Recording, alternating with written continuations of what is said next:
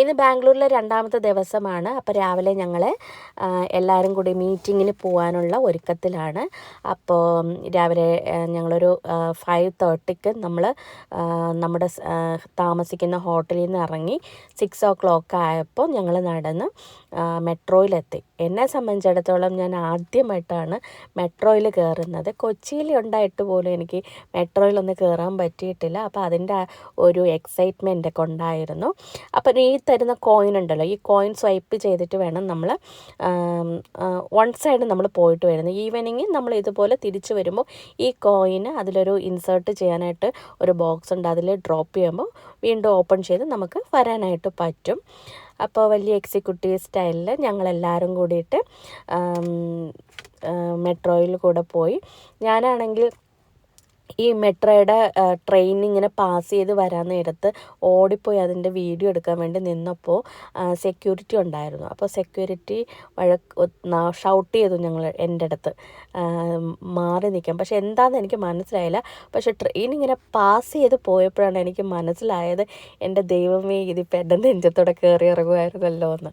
അത്രയ്ക്ക് സ്പീഡാണ്. പക്ഷെ നമ്മൾ അതിൻ്റെ അകത്ത് കയറി കഴിഞ്ഞാൽ നമ്മളത് മൂവ് ചെയ്യുന്നതൊന്നും വലുതായിട്ട് നമുക്ക് അറിയാൻ പറ്റത്തില്ല. വളരെ പീസ്ഫുള്ളായിട്ട് ഓരോ സ്റ്റോപ്പ് വൈസ് നമുക്കിങ്ങനെ അറിയാൻ പറ്റും നമ്മൾ എവിടെ പോകുന്നു, എവിടെയാണ് എത്തിച്ചേർന്നത്, എത്ര മിനിറ്റ് ഉണ്ട് ഇനി എത്തിച്ചേരാൻ. ഇതൊക്കെ ഇങ്ങനെ അനൗൺസ് ചെയ്തുകൊണ്ടേയിരിക്കും. അപ്പോൾ എനിക്ക് സീറ്റ് കിട്ടാത്തതുകൊണ്ട് മാഡം ഓടിപ്പോയി എനിക്കുള്ള സീറ്റും കൂടിയിട്ട് പിടിച്ചു വെച്ചു. അപ്പോൾ ഞങ്ങൾ അങ്ങോട്ടും ഇങ്ങോട്ടും ഇങ്ങനെ കമൻസൊക്കെ അടിച്ച് നേരെ എന്താണ് ഇനി അവിടുത്തെ പുകിലെന്ന് ഇങ്ങനെ പറഞ്ഞ് പോവായിരുന്നു. നല്ല ക്ലീനായിരുന്നു കേട്ടോ അതിൻ്റെ അകത്ത്. അത് പറയാതിരിക്കാൻ പറ്റത്തില്ല. കാരണം ഒരു പേപ്പർ എടുത്തിടാനോ അതിൻ്റെ ഒന്നും ഒരാവശ്യമില്ല. അപ്പം ക്ലീൻ ചെയ്തിടേണ്ട ആവശ്യമൊന്നുമില്ലായിരുന്നു. അങ്ങനെ ഞങ്ങൾ ഞങ്ങളുടെ മീറ്റിംഗ് സ്ഥലത്തെത്തി. വലിയ വലിയ മീറ്റിങ്ങുകൾ കണ്ടക്റ്റ് ചെയ്യുന്ന ഒരു പ്ലേസാണ് ഞങ്ങളുടെ ഈ ഒരു മീറ്റിംഗ് നടക്കുന്ന സ്ഥലം.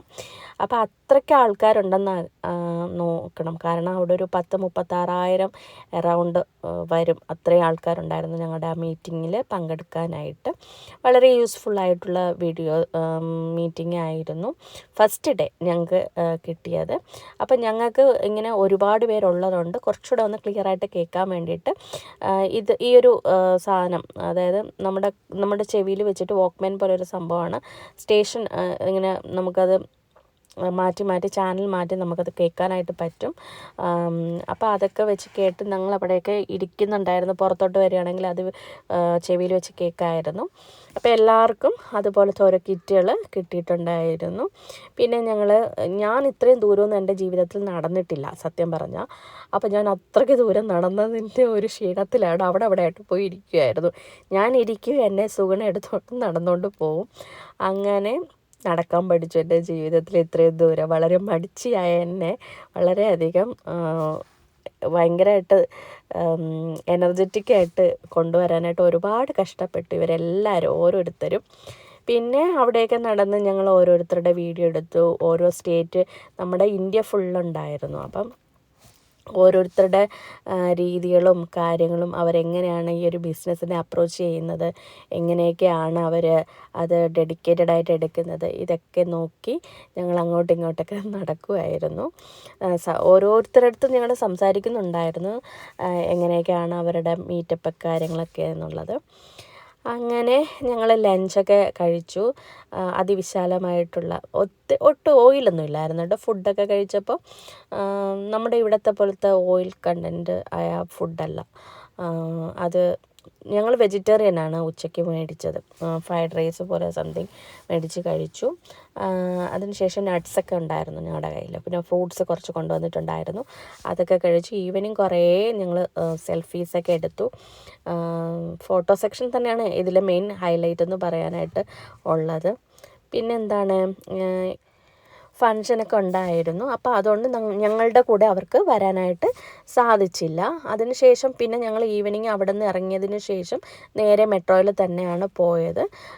ഈ കോയിനൊക്കെ ഇൻസർട്ട് ചെയ്ത് ഞങ്ങൾ തിരിച്ച് അങ്ങനെയാണ് വന്നത്. അപ്പം സത്യം പറഞ്ഞാൽ ഞങ്ങൾക്ക് വേണമെങ്കിൽ ഓട്ടോ പിടിച്ച് വരാം, പക്ഷേ ഞങ്ങൾ ഓട്ടോയൊന്നും പിടിച്ചില്ല.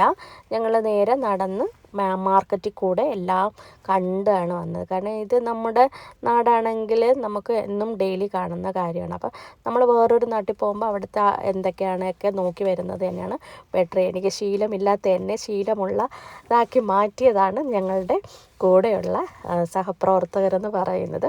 So hats off all. അപ്പോൾ വീണ്ടും ഇത്രയൊക്കെ തന്നെയാണ് ഇന്നത്തെ വീഡിയോയിലെ എൻ്റെ മെയിൻ ഹൈലൈറ്റ് എന്ന് പറയാനായിട്ടുള്ളത്.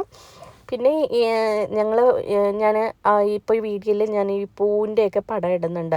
അപ്പോൾ കനകാമ്പരം പൂ അതൊക്കെ കണ്ടിട്ട് കുറേ കാലമായി. അപ്പോൾ അതൊക്കെ കണ്ടപ്പോൾ ഭയങ്കര സന്തോഷമായിരുന്നു മനസ്സിലും.